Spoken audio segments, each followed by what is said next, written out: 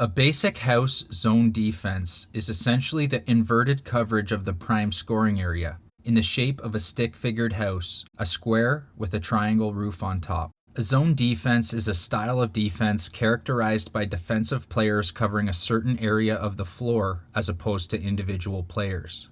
In the house defense, 2 defenders cover the crease positions, 2 cover the shooter positions, and 1 covers the point position.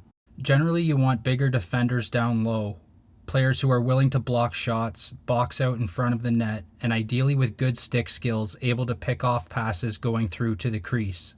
And you want quicker, smarter defenders up high to make split-second decisions like closing the gap on shooters, getting on the gloves of passers, and pursuing loose balls.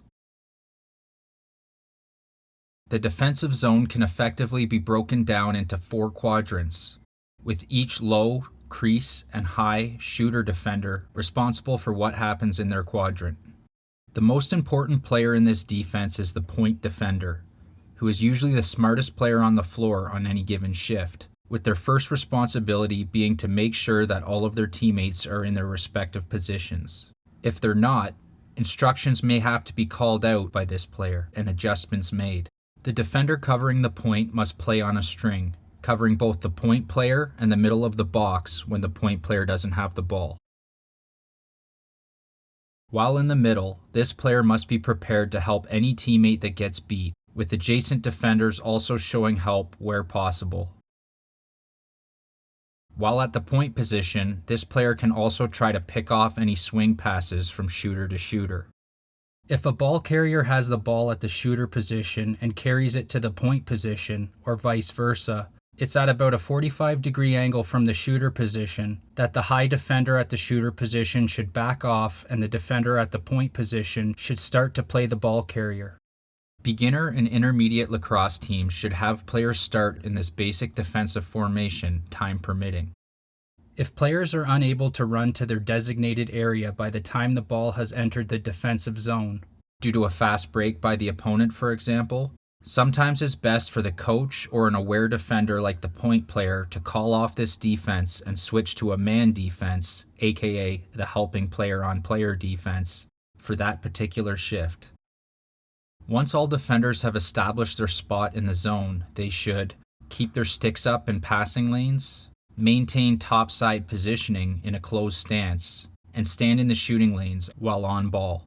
This is what happens if the defender doesn't approach in a closed stance. The high defenders are also responsible for closing the gap on the shooters and fighting over top of seals, while the on-ball low defender's responsibility is mainly to block shots and not to get beat underneath, where they have no help.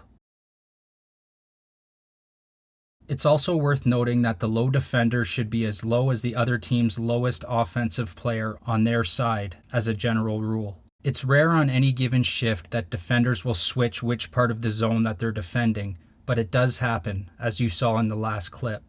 There are times when the low defender will need to switch spots with the high defender, times when the high defender will have to switch spots with the low defender, and also times when the high defenders will need to switch with the point player. But again, these situations are rare and should be communicated by the players involved.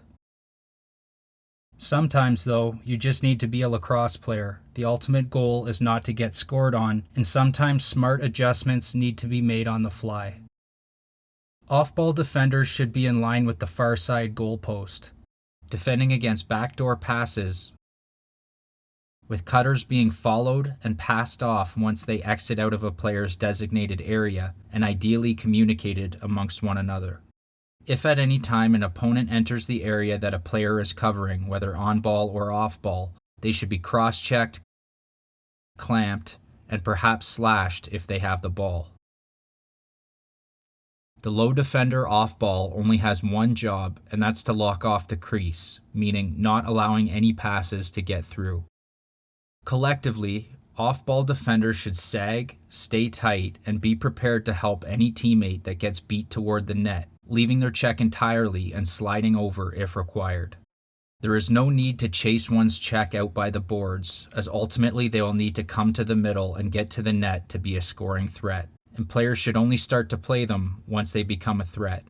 Of further note is that this system is also generally the default defense used to defend a 6-on-5, pull the goalie, or delayed penalty situation, even at the highest levels of the game.